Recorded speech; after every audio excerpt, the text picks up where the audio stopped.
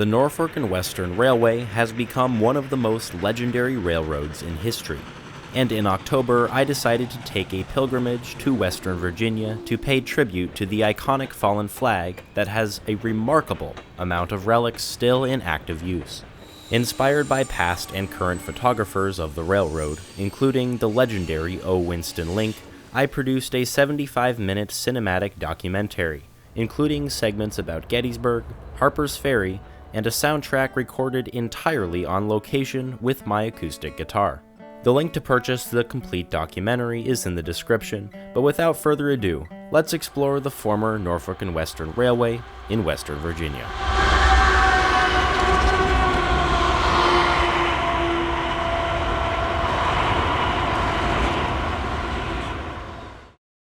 Be our immediate target, but honestly, I think we got to remember that we are going after position lights. Yeah. If it had something good, then I would say yeah. And also, I'm hoping maybe for some more sun today, but 3:18 p.m. maybe not. Yeah.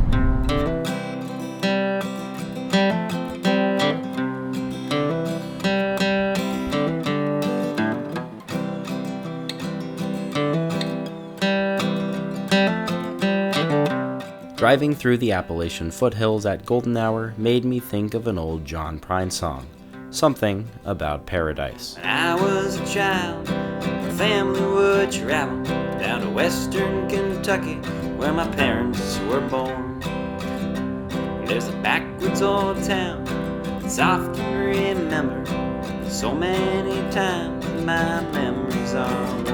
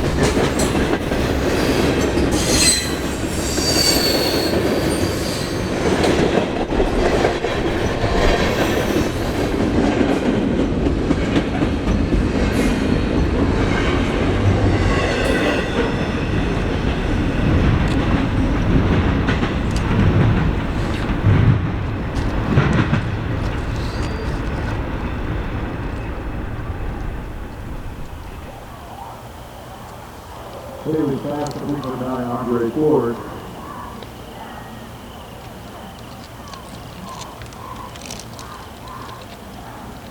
Being a 4 after the 39%. Daddy, won't you take me back to Muhlenberg County, down by the Green River, to Paradise Lake? Well, I'm sorry, my son, but you're too late in asking. Mr. Peabody's coal train has hauled it away. Another short night of sleep, and we were right back at it. Before starting our CPL searching for the day, we decided to visit some other living legends of railroading. Our first stop would be a relic from another classic railroad, the Chesapeake and Ohio along the James River.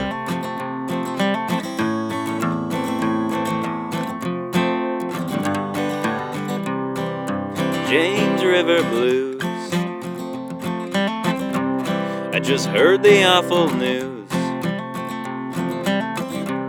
I could steer around the rocks, but they're busting down the docks.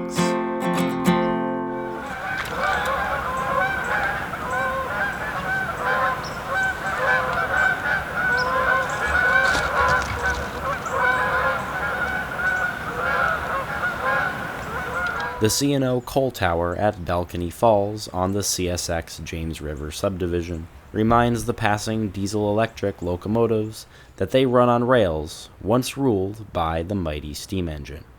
Even though coal no longer powers the trains, it's still the backbone of James River freight traffic.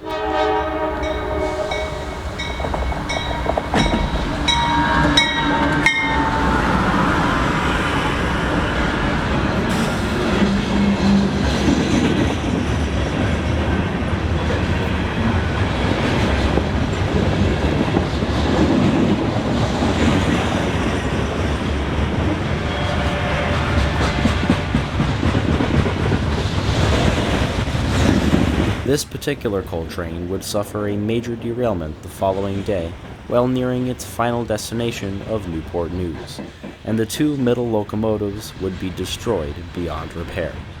Looking back at the photos and realizing that you were the very last person to photograph something like these distributed power units, it's a strange feeling indeed.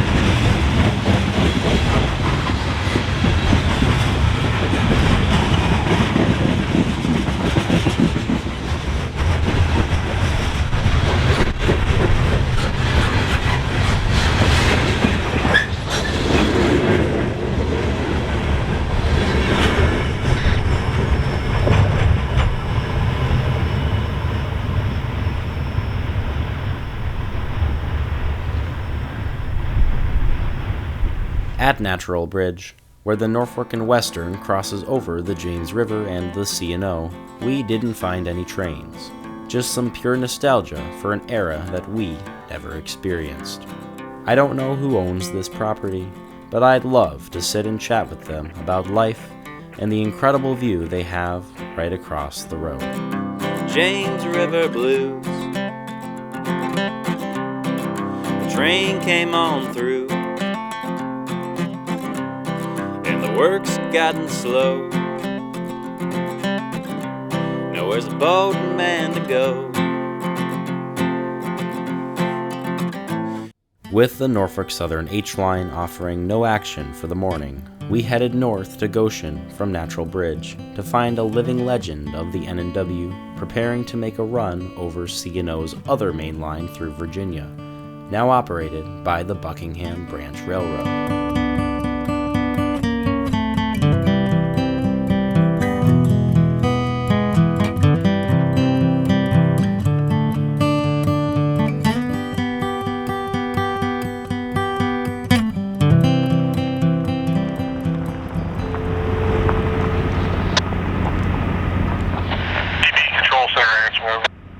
Yes, sir. Good morning, Mike.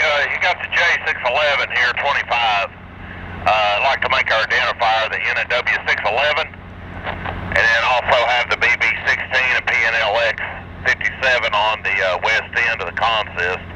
Had a little electrical issues that's been somewhat rectified. Ready to make our way out and occupy the siding there at Goshen. And if we may, get signal indication out the west end of Goshen, and then leave from West Goshen off the main signal indication east. Over.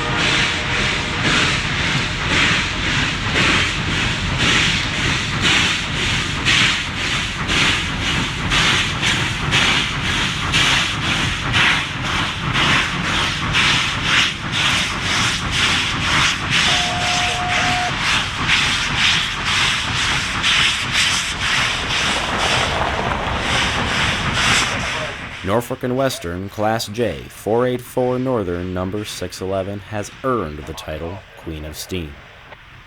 Built in 1950, as most railroads were already fully invested in diesel locomotives, 611 represents the pinnacle of steam locomotive technology. Surviving the end of steam on the N&W in 1959, retiring to serve over 2 decades of static display in Roanoke, being restored by Norfolk Southern in 1982, only for the program to end in 1994. Restored again in 2014 after another 2 decades of static display. Returning to the Norfolk Southern steam program in 2015, only to have the program once again end in 2017. But somehow, 611 just doesn't know when to quit. Although her days of charging up and down the N&W main line are over, 611 continues to run wherever she's given a chance, which lately has been the Strasburg Railroad and, of course, the Buckingham Branch.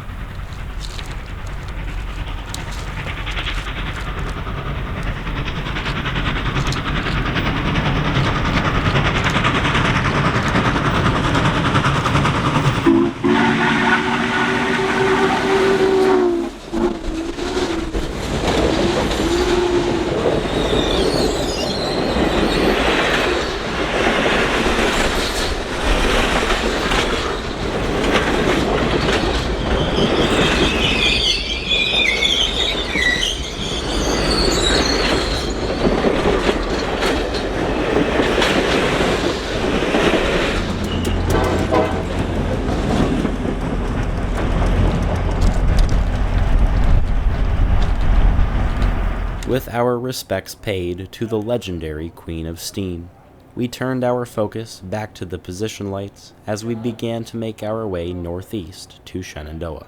A brief stop in Staunton offered no moving trains, but we did find a few relics at the Shenandoah Valley Railroad.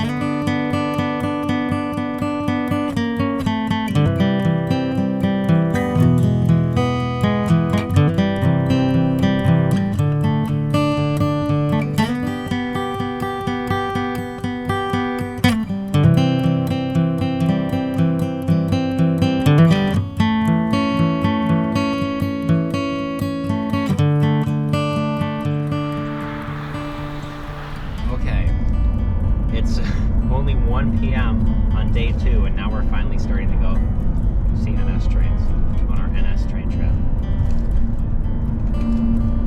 But I'd say we had a pretty good one. Yeah, I'm not complaining at all.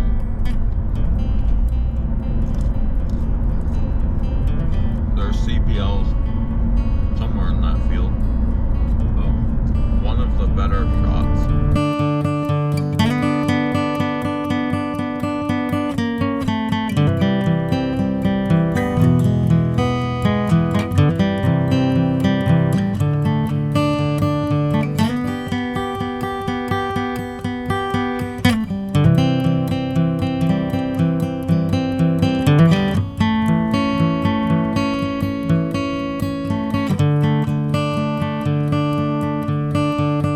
Shenandoah, Virginia is a town founded on pig iron and built on the high iron.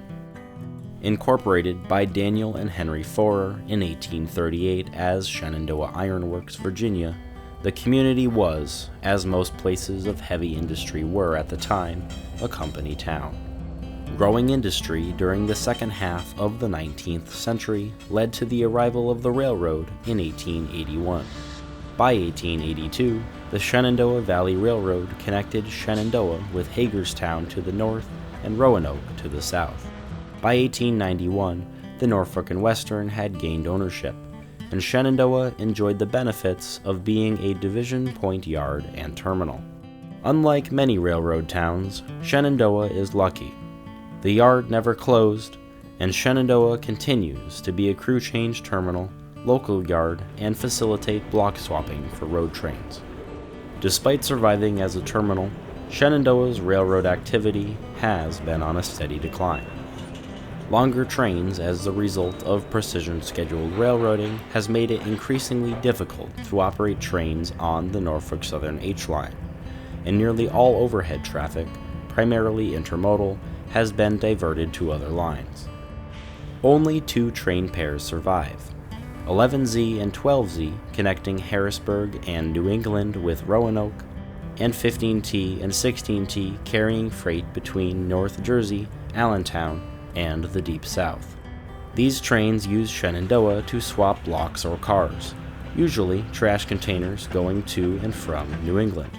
The town of Shenandoah understands the value of honoring their rail heritage, and the visitor center located directly next to the Norfolk Southern Depot and Yard makes for a great place to learn about the town's rich history, relax, watch the yard switcher, and wait for the trains to hopefully start showing up.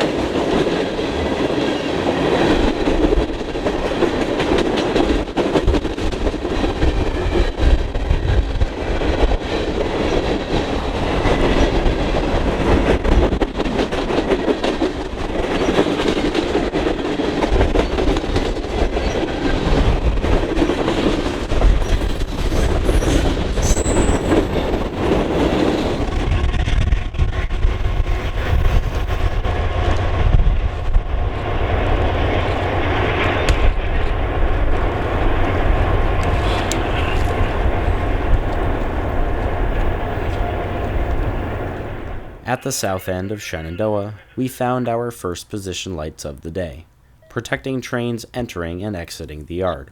The short 15T that we observed heading south at Grove Hill would pick up an additional locomotive and southbound tonnage from 11Z, continuing south with a fresh crew.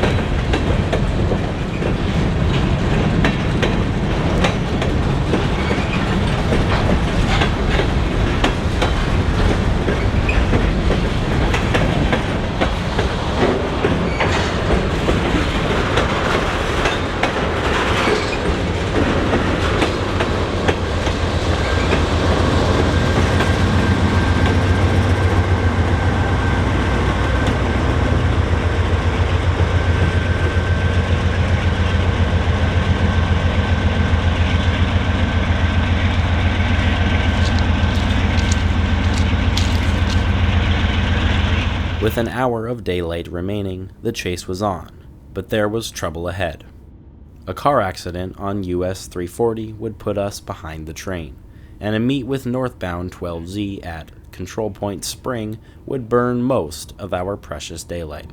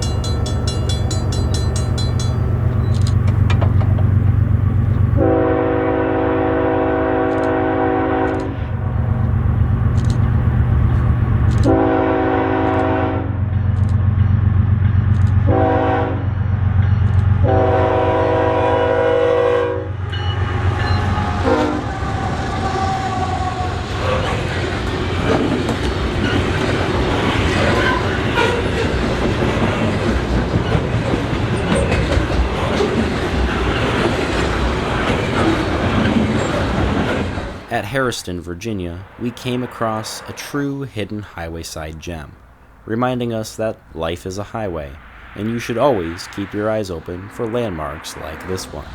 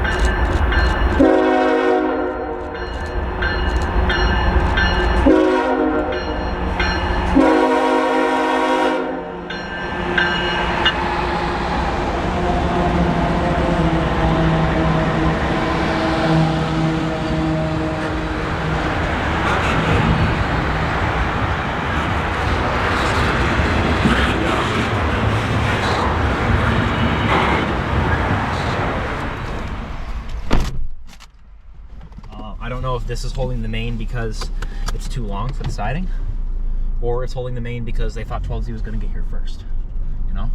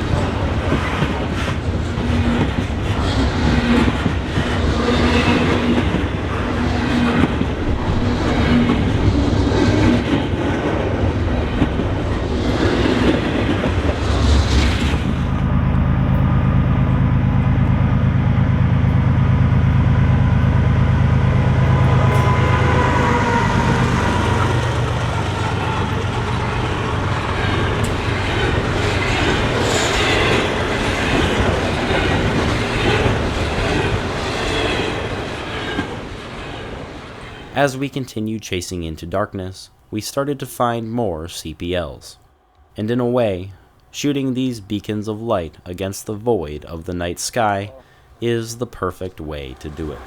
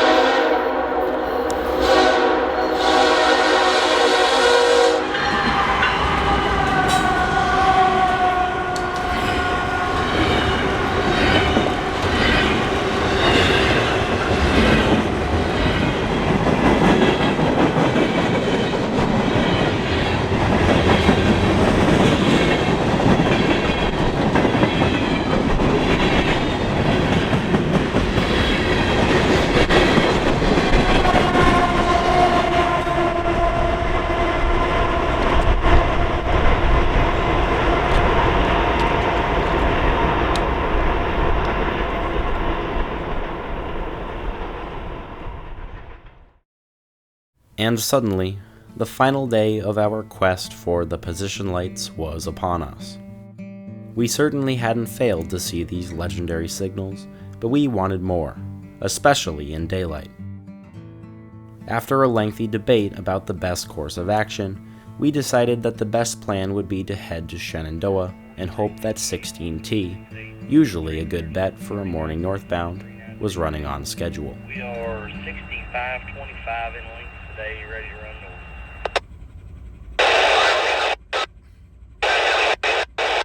Understand, signal indication, Stanley, when we get there, we thank you.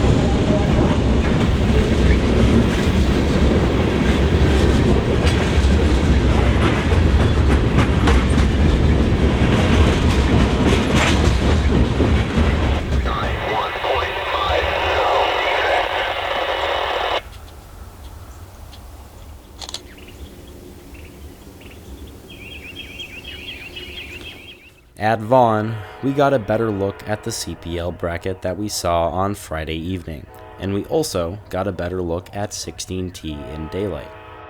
Belvedere and Delaware River Railway, SW 1500, number 1567, was along for the ride, a nice addition to the trio of Norfolk Southern General Electrics.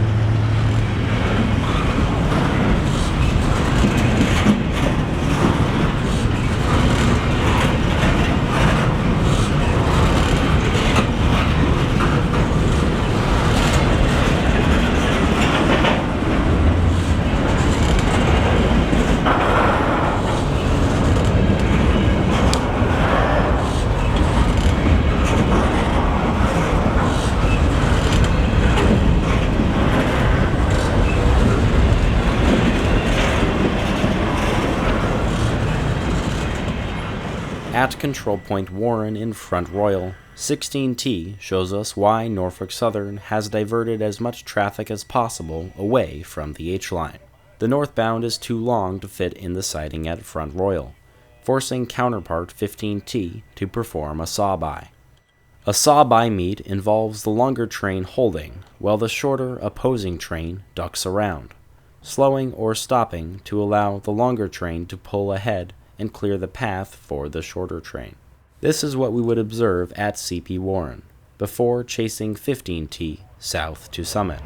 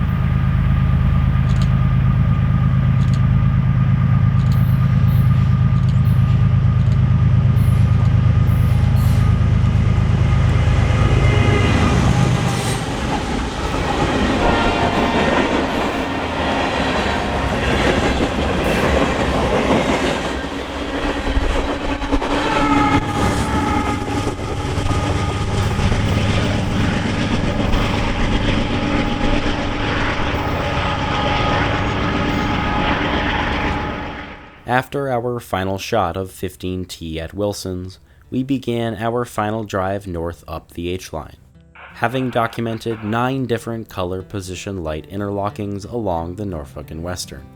Although our mission was complete, trains would continue to roll on the former N&W as well as the CSX Cumberland subdivision, and Gettysburg once again beckoned.